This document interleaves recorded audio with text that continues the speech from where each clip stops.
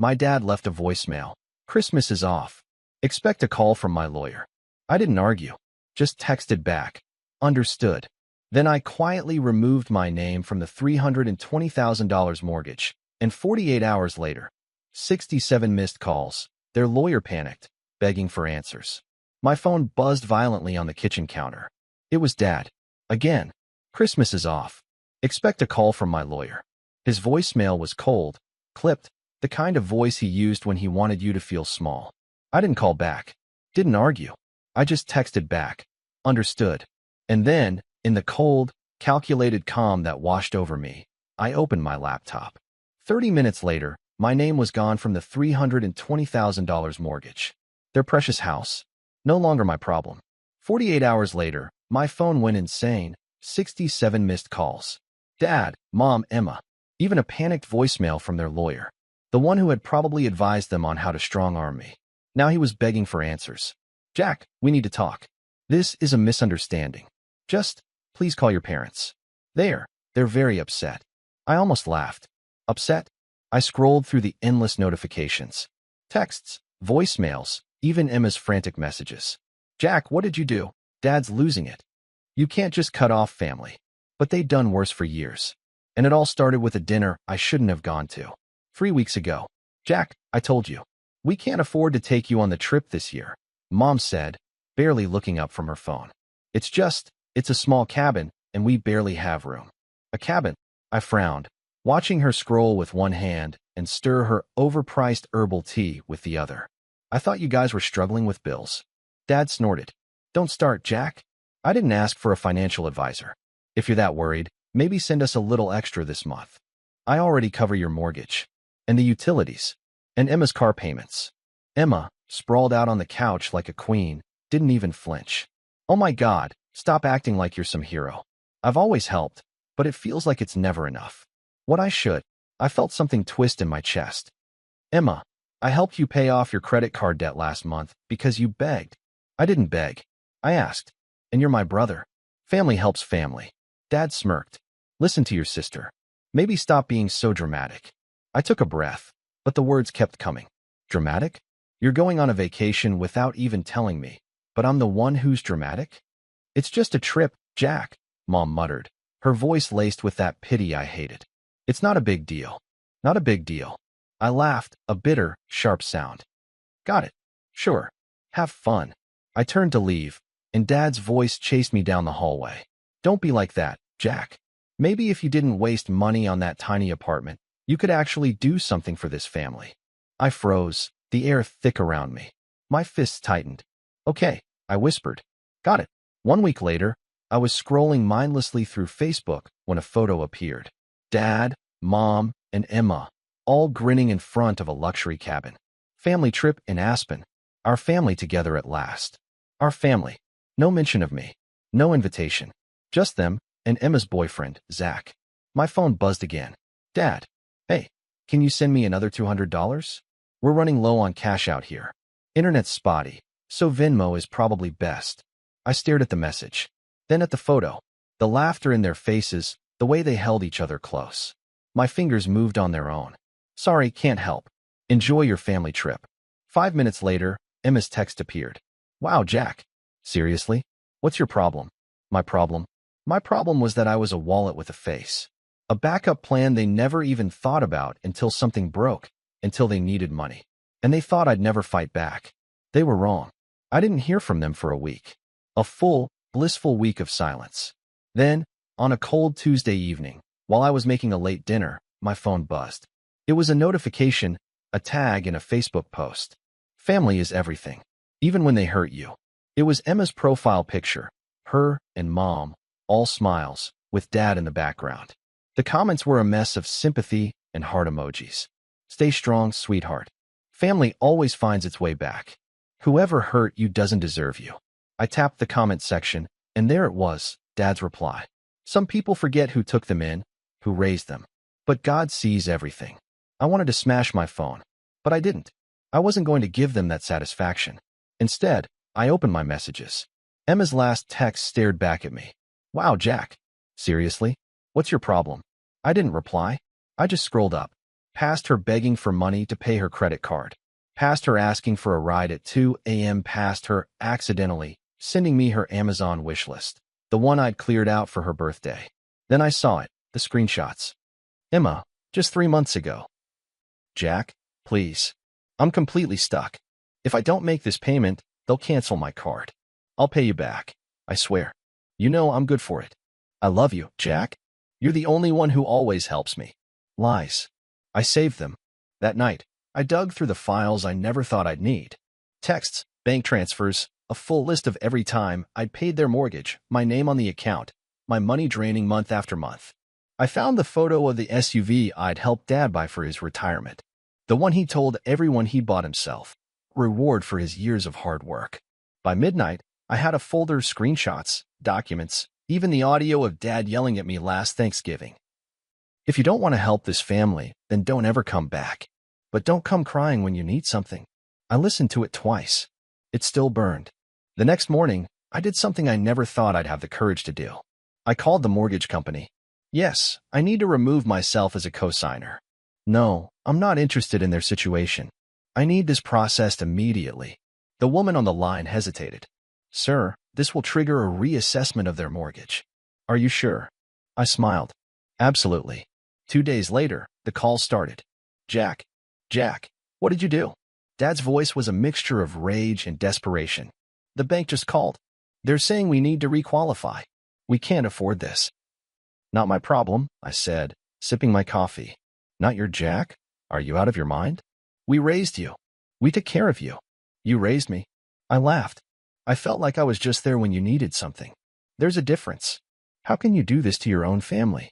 Mom's voice cut in, shrill and panicked. Family? I chuckled. You mean the family that went on a luxury vacation without me? Or the family that mocked me when I couldn't afford to join? Silence. Just their breathing. Heavy. Uneasy. Jack, just fix this, Dad growled. Be a man for once in your life. You mean like how you're a man? Begging me for money while calling me useless behind my back. That's enough, he roared. You think you're so smart, don't you? Well, fine. Christmas is OFF. Expect a call from my lawyer. I almost smiled. Understood. The next morning, I got a text from Emma. Jack, please. Can we talk? I'm sorry. We need you. I didn't reply. 5 hours later, another text. Jack, I'm serious. They're losing it. Mom's crying. Dad's freaking out. I didn't mean what I said. Still nothing. By the evening, my phone was a flashing mess, 23 missed calls. Then a new number. A voicemail. Jack, this is Mr. Dunham. I'm your parents' attorney. I think there may have been some misunderstandings here. I'd like to help resolve this amicably. Please call me. I didn't call. I went to bed with a clear mind for the first time in years. The next day, I decided to go out. Clear my head.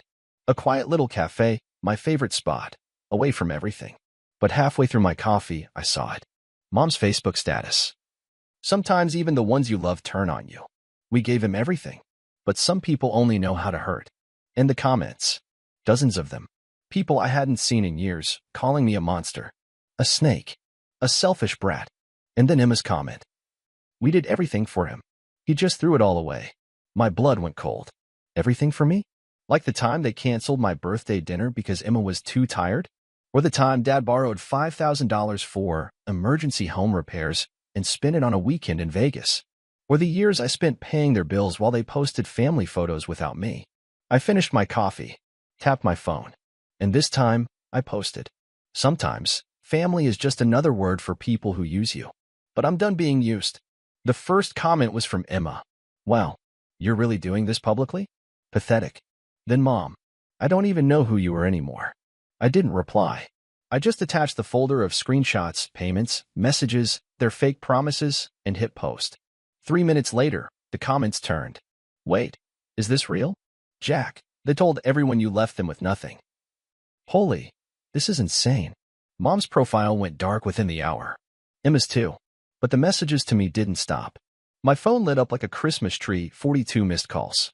Then 60. Then 67. And the voicemails. Begging. Screaming. Crying. Dad's final one was a whisper.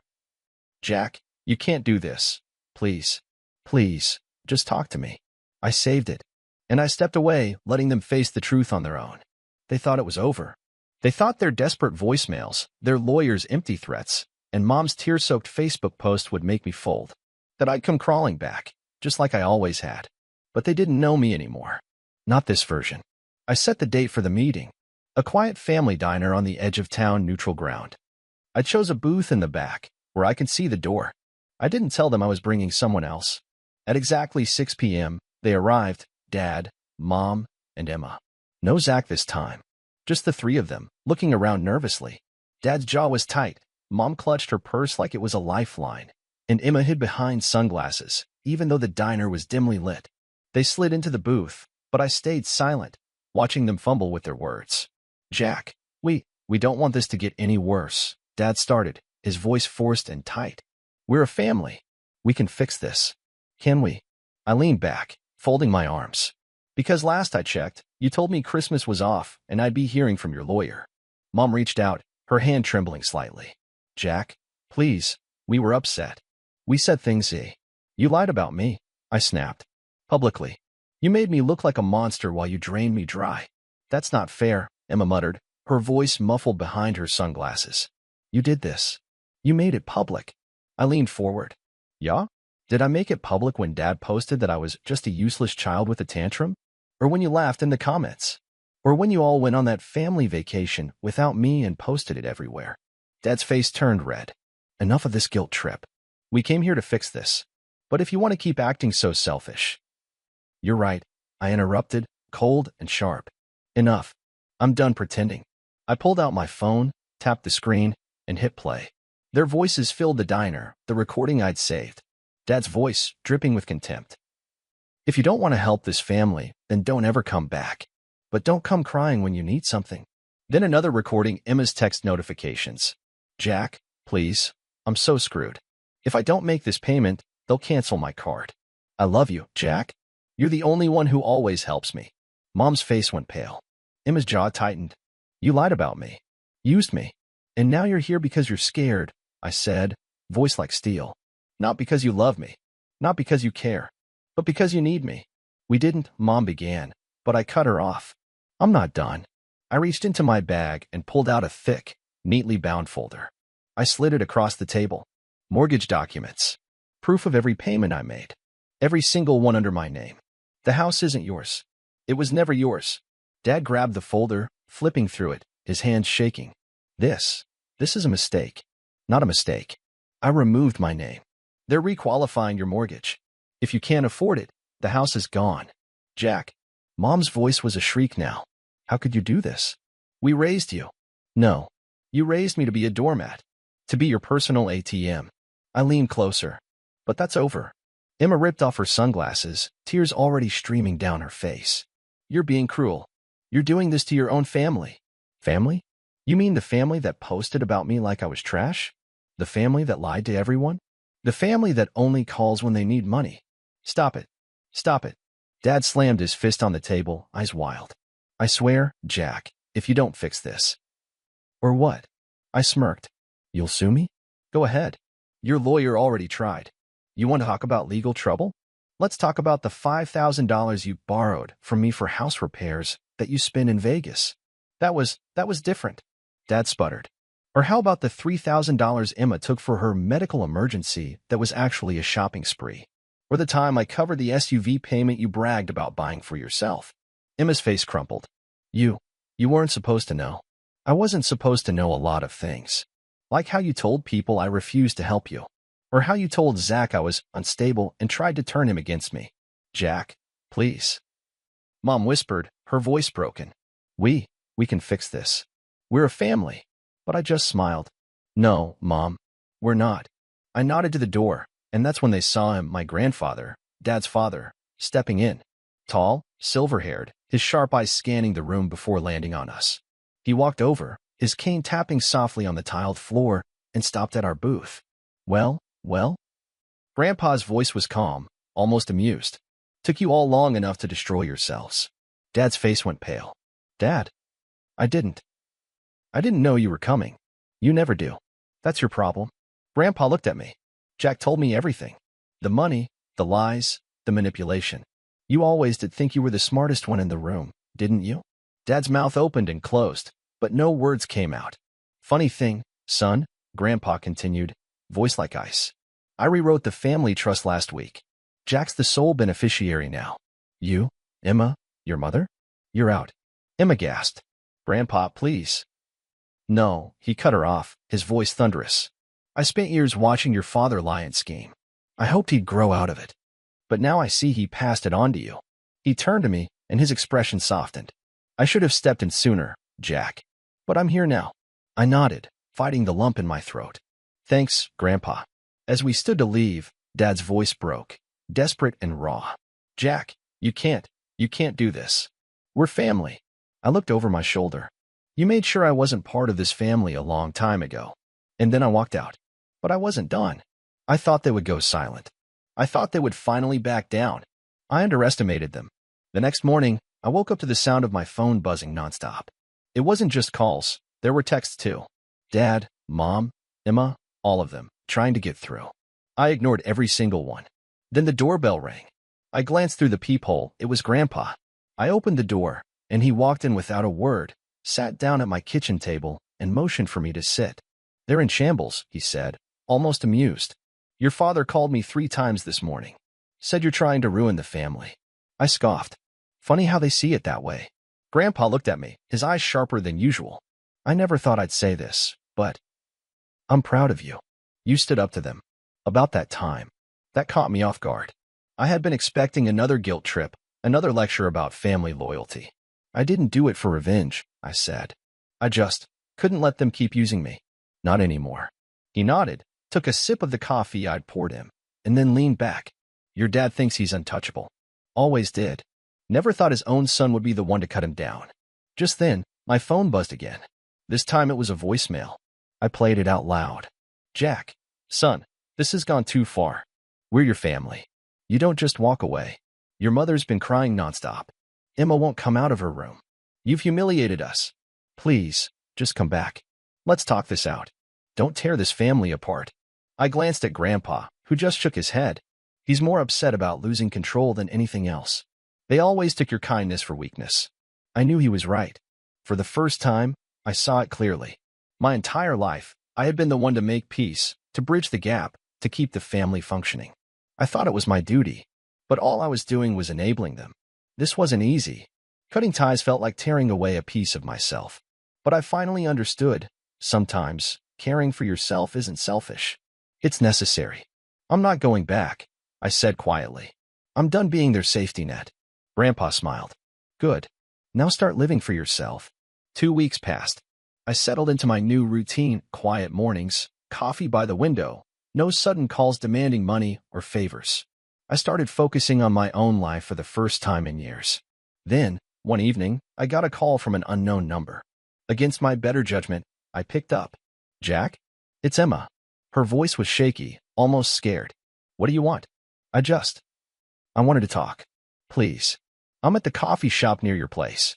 Just 5 minutes. That's all. I hesitated, but agreed. Something in her voice made me curious. When I arrived, she was sitting by the window, staring into her cup. She looked up when I walked in, and her eyes were red and swollen. You look awful, I said, not unkindly. She didn't argue. I know. I've been thinking. About everything.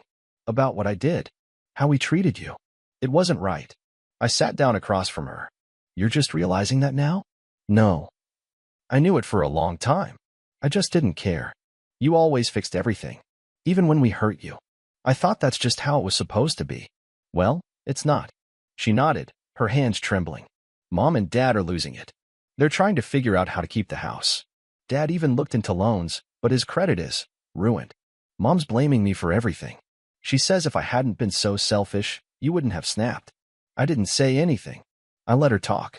I'm sorry, Jack, she whispered, barely looking up. I know it doesn't fix anything. I'm sorry. I took a deep breath. You know what the worst part is? I wanted to help. I always did. But it was never enough for you. You always needed more. And when I finally stopped, you all acted like I was betraying you. Emma wiped her eyes. You're right.